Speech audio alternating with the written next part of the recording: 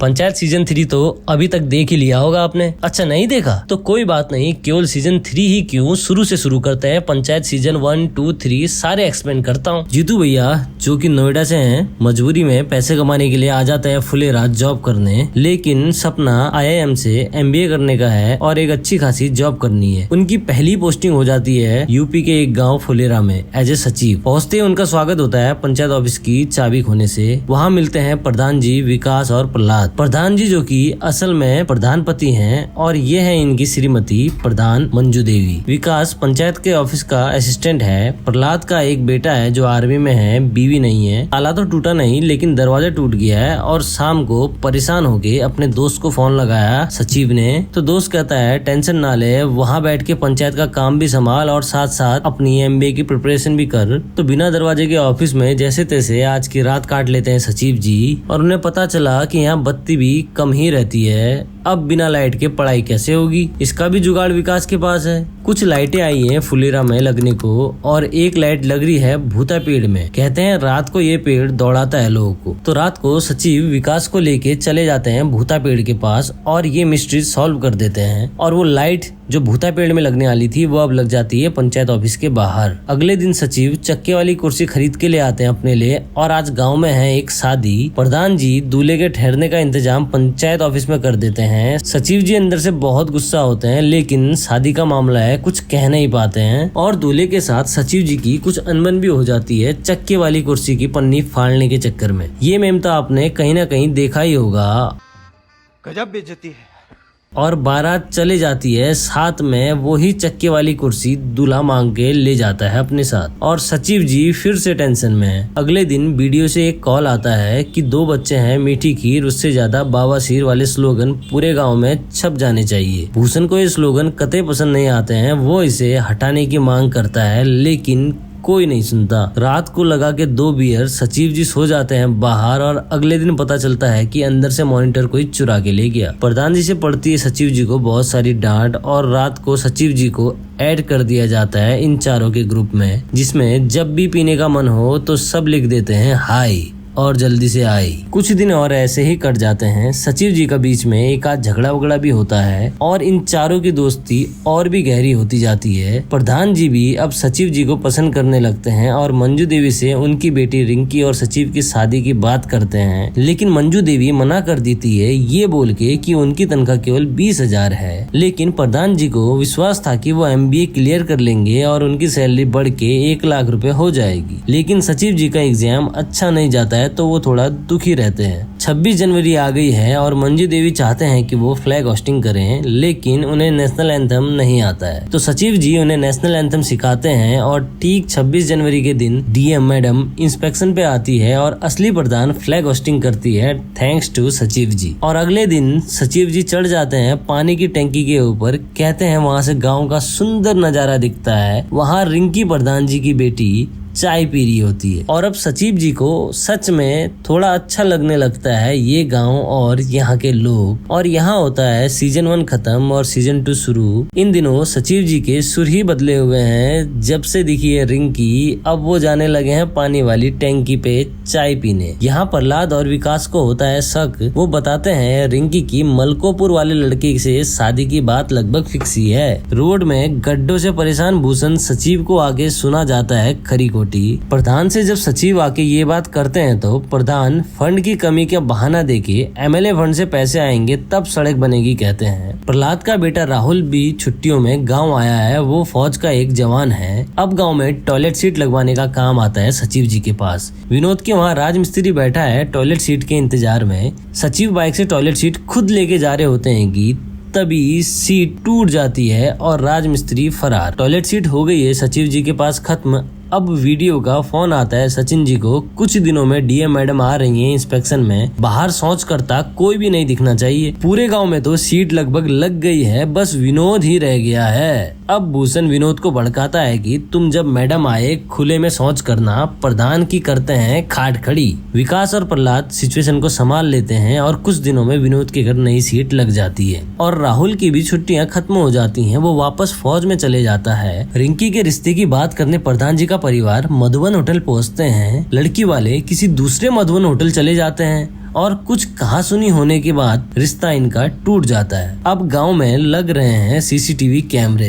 एक दिन मंदिर से भूषण की वाइफ की चप्पल गलती से मंजू देवी पहन के चले जाती हैं। भूषण सीसीटीवी रिकॉर्डिंग चेक करता है और मंजू देवी के पीछे चोरी का इल्जाम लगा देता है। सचिव चप्पल को भूषण के घर में फेंक देते हैं और सीसीटीवी रिकॉर्डिंग डिलीट कर देते हैं तो मामला थोड़ा सा शांत हो जाता है। सचिव का एक दोस्त कुछ दिनों के लिए फुलेरा में आता है घूमने। उसको अच्छे से घुमाया जाता है। प्रधान जी एक बढ़िया सी लौकी लेके विधायक के घर पहुंच जाते हैं रोड के लिए फंडिंग लेने। विधायक प्रधान को ट्रेन की पटरी पे धरना देने बैठा देता है। वहाँ पुलिस प्रधान, प्रहलाद और बाकियों को पकड़ के ले जाती है। सचिव सबको छुड़ा लाते हैं और विधायक गुस्सा हो जाता है सचिव से। वो सचिव को बहुत गालियां देता है। प्रधान कुछ नहीं बोलता है। सचिव को ये बात बहुत बुरी लगती है। विधायक प्रधान से कहता है गाँव जाइए, भीड़ इकट्ठा कीजिए, हम आएंगे, माइक में अनाउंस करेंगे कि हम आपकी सड़क बनाएंगे। भीड़ इकट्ठा करने को प्रधान अखंड पाठ करवाते हैं गाँव में और प्रधान विधायक के पास इन्विटेशन देने खुद जाते हैं। विधायक प्रधान से कहते हैं आपका वो चूतिया सचिव नहीं दिखना चाहिए गांव में, और भी बहुत सारी गाली देते हैं। लेकिन अब की बार प्रधान जी बरस पड़ते हैं विधायक पे। तूने हमारे सचिव को गाली कैसे दी? ये सब सुन के सचिव खुशी से गले लगा लेते हैं प्रधान जी को। और शाम को कर रहे होते हैं ये सब पार्टी साटी, तभी प्रहलाद को एक फोन आता है कि उसका बेटा शहीद हो गया है। बॉडी को गाँव में लाया जाता है।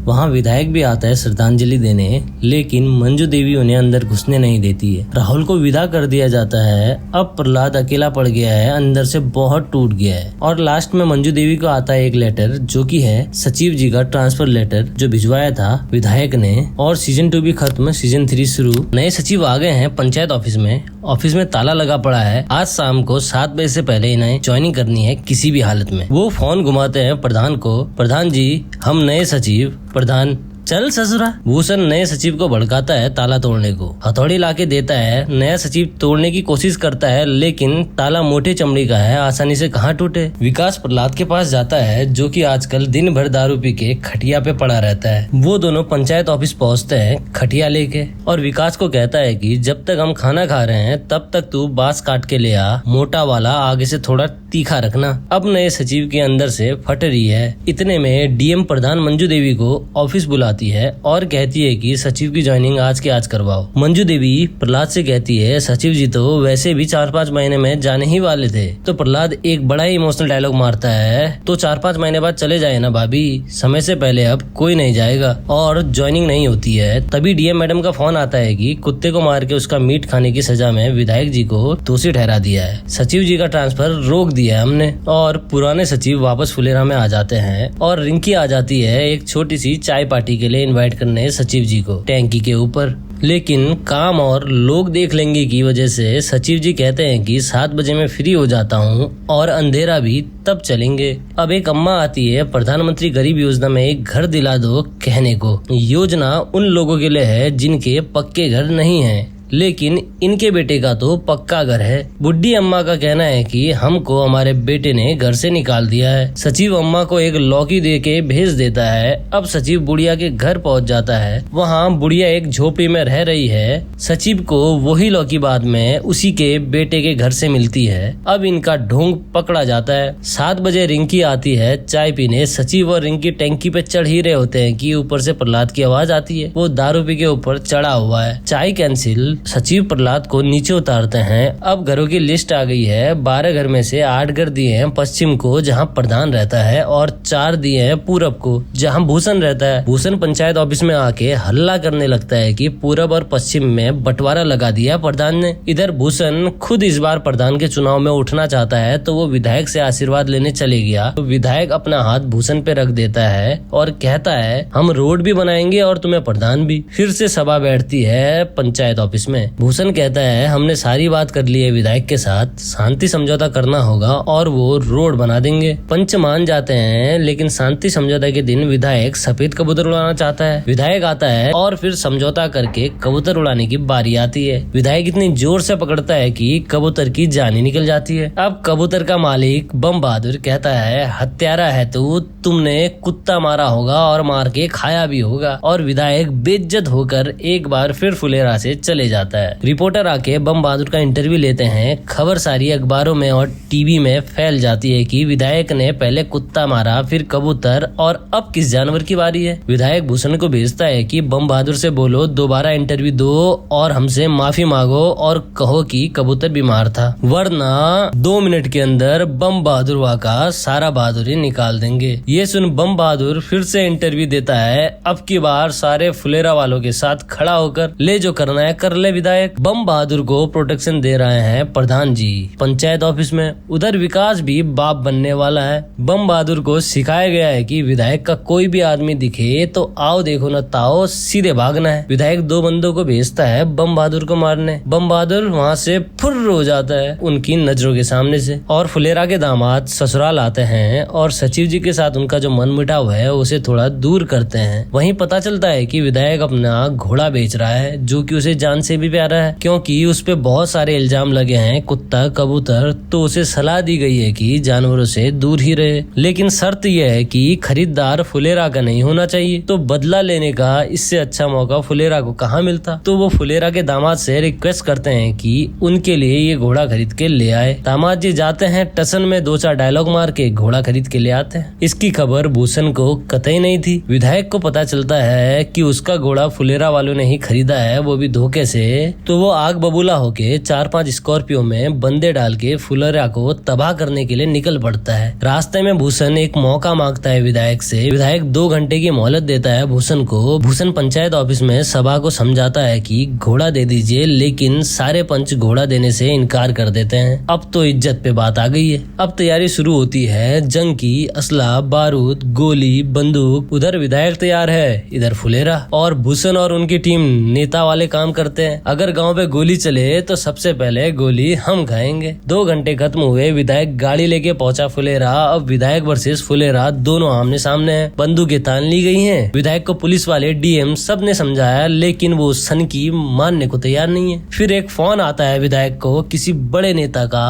राजनीति पहलवानों की तरह नहीं, शतरंज की तरह खेली जाती है, और विधायक चुपचाप वापस चले जाता है। फुलेरा की जीत हो जाती है और सचिव जी एग्जाम देने बनारस जा रहे हैं बस में। लेकिन बस स्टॉप में ही एक बाइक में 2 बंदे आते हैं और गोलियां चला देते हैं इन चारों पे। जैसे तैसे सचिव जी को बस में बैठा देते हैं और एक गोली प्रधान जी को लग जाती है। प्रधान जी हॉस्पिटल में है, गोली केवल छू के गई है। सचिव जी एग्जाम देकर वापस पहुंचे हॉस्पिटल, और पहुंचा विधायक भी बिना सिक्योरिटी गार्ड के। सचिव उसे निकलने को कहता है कि तुमने ही गोली चलाई है। विधायक कहता है मैंने गोली चलाई होती तो यहाँ बिना गार्ड के आता क्या। और फिर सचिव और विधायक में लड़ाई होती है और दोनों को पुलिस थाने में बंद कर देते हैं, और कहानी हो जाती है यहीं पे खत्म। एक सवाल छोड़ जाती है बस कि प्रधान जी पे गोली किसने चलाई। बाय।